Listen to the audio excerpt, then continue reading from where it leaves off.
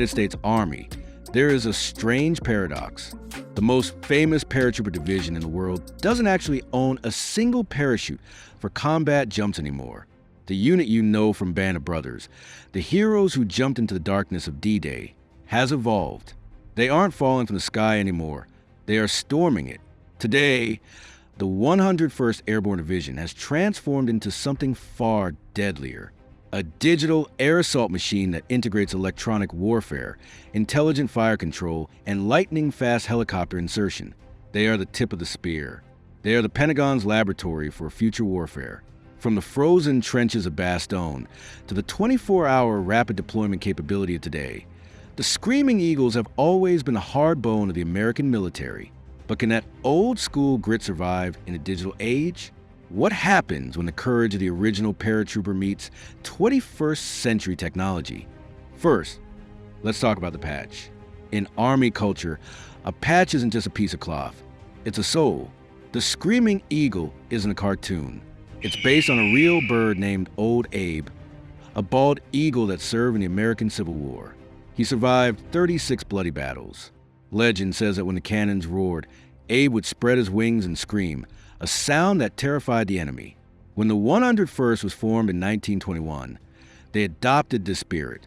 Their first commander, Major General William Lee, famously told his troops, "The 101st has no history, but has a rendezvous with destiny."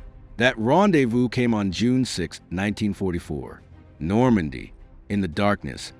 Thousands of Screaming Eagles jumped into chaos. Pilots missed their zones. Soldiers landed in swamps, in trees, even inside German headquarters. But that chaos became their weapon. Small groups, like the legendary Dick Winters and Easy Company at Brecourt Manor, destroyed key German artillery positions. They proved that a small, aggressive force could disrupt an entire army. But their true test wasn't the attack. It was the defense. Bastogne, December 1944, the Battle of the Bulge. Surrounded by elite German panzer divisions in freezing snow, short on ammo, food, and warm clothes, the 101st held the line. When the Germans demanded surrender, the acting commander, General McAuliffe, sent back a one-word reply: nuts. They were the battered bastards of Bastogne. They refused to break. They ended the war drinking Hitler's private brandy at the Eagle's Nest in the Alps. But the division that made its name fall from the sky realized that if they wanted to survive the next war, they had to stop jumping. If World War II was the birth of the paratrooper, Vietnam was the death of the parachute for the 101st. In the 1960s, the US military realized something critical. Mass parachute drops don't work in dense jungle. You get hung up in trees, you get scattered, and once you hit the ground, you are just light infantry moving at the speed of your feet in knee-deep mud. So, the 101st did something radical. They folded up the parachutes and climbed into helicopters. They became the Air Mobile Division. The helicopter became their flying horse. They could land on mountain peaks, flank the enemy instantly, and evacuate their wounded. But this new mobility came with a cost. Hamburger Hill, May 1969. The 101st was ordered to take Hill 937 in the Aishau Valley. For 10 days, in driving rain and mud, they charged into machine gun fire. They took the hill, losing 56 men. And then, a few days later, they abandoned it. It was strategically worthless. The battle ignited a political firestorm in the US. It asked a hard question: why are we sacrificing our best soldiers for dirt we don't even want? This trauma changed the 101st. In 1974, they were renamed the Air Assault Division. They weren't just passengers anymore. They became a synchronized machine of attack helicopters, artillery, and infantry. They realized that courage wasn't enough. You needed firepower superiority. Fast forward to today. While most armies are still arguing about 5.56mm rifles, the 101st is already living in the future. They are the first unit in the entire US military to field the next generation squad weapon. The M4 carbine is gone. The M249 saw is gone. In their place are the M7 rifle and M250 machine gun. Why? Because modern enemies have body armor. The old 5.56mm bullets were bouncing off heavy plates at long range. The 101st needed a hammer. They got the 6.8mm cartridge. It has chamber pressures higher than a tank cannon. At 600 meters, this bullet hits harder than an M4 hits at point-blank range. It punches through ceramic armor like paper. And it gets crazier. They aren't just using iron sights. They are using the XM157 Smart Optic. This isn't a scope, it's a computer. It has a laser rangefinder, atmospheric sensors, and a ballistics calculator. A soldier points at a target, presses a button, and the scope tells him exactly where to aim. It adjusts for wind, drop, and humidity. It turns a rookie into a sniper. It is basically aimbot for real life. But revolution is painful. When the Screaming Eagles first got the M7, they hated it. Why? Wait, with a suppressor and optic, it's heavy. Soldiers joked they weren't the Air Assault Division, but the Air Heavy Lifting Division. But because the 101st is the testing ground, Sig Sauer listened. They redesigned the receiver, thinned the barrel, and cut the weight.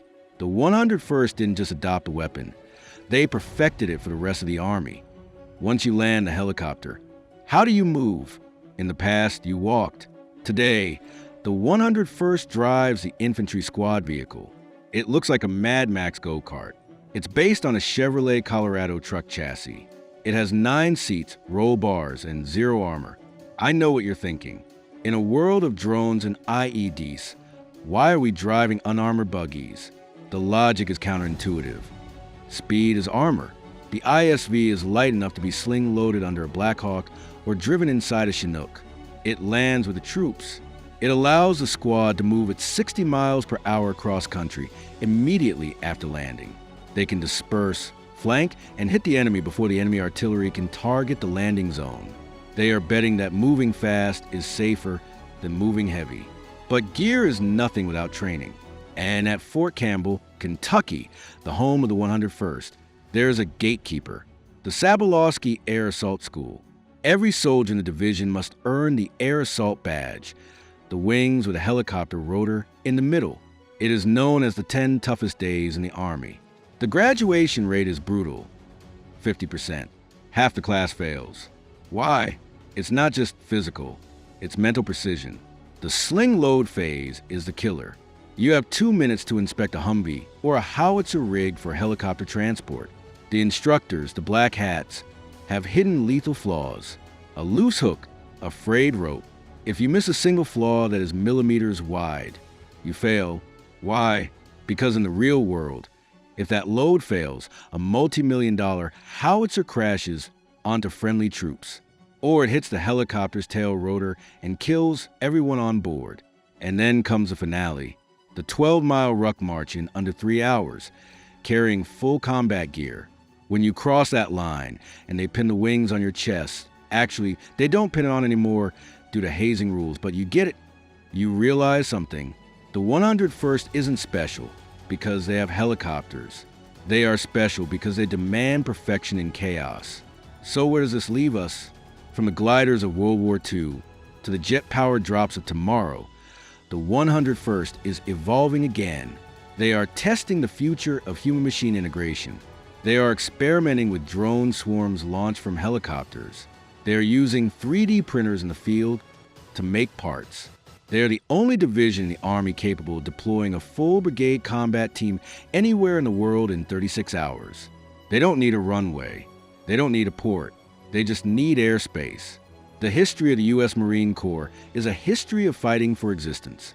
The history of the 101st is a history of fighting for relevance. They killed the parachute to save the mission. They adopted the 6.8mm bullet to kill the armor. They drive unarmored buggies to beat the artillery. General Lee's prophecy still echoes over Fort Campbell. We have a rendezvous with destiny. Today, that destiny is in the electromagnetic spectrum, in the crossfire of high-tech peer warfare. As long as that bald eagle patch is on the shoulder, the enemy knows one thing. The sky is not safe because the 101st is coming, and they aren't knocking on the door. They are kicking it down. What do you think?